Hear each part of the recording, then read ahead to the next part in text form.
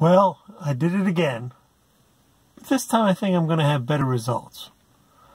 I'm learning to thrive in the gig economy. Would you like to learn too? Last few weeks, I talked to you about how I took on a project that I wasn't really sure I could accomplish. It was a subject outside my field. I didn't know anybody that I could talk to about the subject. And sure enough, I didn't meet the deadline that they wanted. But I had kept them in the loop the whole time. And we did get the project done eventually. And I told you that, sometimes that's what you got to do. You got to be willing to take something that you're not 100% sure of. But as long as you keep everybody in the loop and you're honest about it, it works out, I think. At least in this case, the company did give me a second project. So it's worked out so far, right? But you would think that having just gone through this situation, that I might have been a little hesitant to do the same thing again. Well, you're wrong. Because I actually think that having gone through that experience, I now know to take the opportunities when they're offered. Let me explain. A client that knows me, that I've done some writing for, also knew that at one point I did public speaking workshops. They've ended because of the pandemic. But he knew that I did them. And he called and he said, I want you to do something a little different, if you can. Our board of directors at our company is doing a one-day retreat. We're going to have an all-day meeting where we're going to talk about priorities, set some goals for the company over the next few years. And we need somebody who can facilitate the meeting.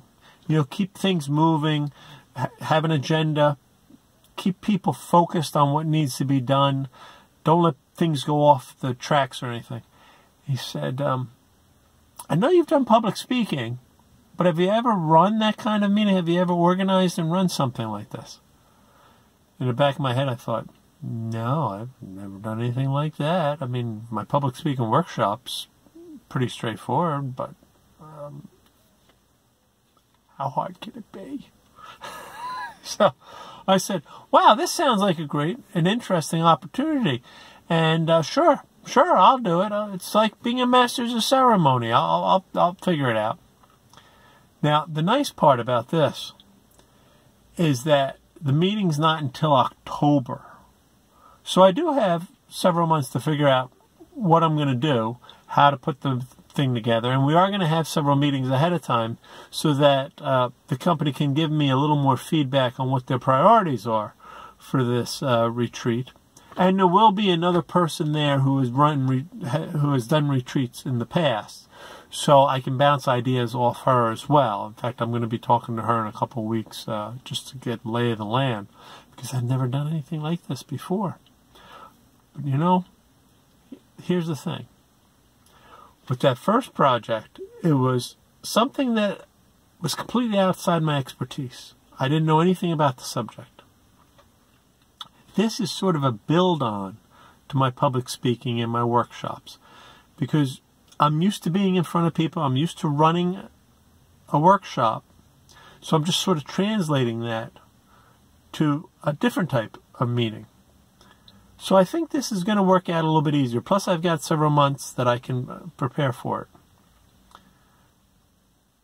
I think it's a good idea to go ahead and take those opportunities when you get the opportunity to do it. Because, I don't know, maybe this will be a new thing for me. Maybe I can start to facilitate meetings regularly. I don't know. But if I never do it, I'm never going to get that opportunity to try, right? And we'll never find out. Have you had this type of situation happen where somebody's offered you an opportunity that's not quite what you've done in the past? It's kind of interesting. You think you could do it? You might as well try it. I'd really be interested in hearing what you think. Put it down in the comments below. Let me know how it worked out for you and whether or not it ended up being a new side business for you. For all I know, if I can do this one properly, maybe I can start to facilitate other meetings, be a master of ceremony for other retreats. Might be good business. I don't even know how much to charge for something like that. I'll have to try to figure that out before October. If this is giving you some food of thought on how you might be able to expand your freelance business, please hit the like button and share this video. YouTube always is looking for that. And please subscribe. Thank you. Bye.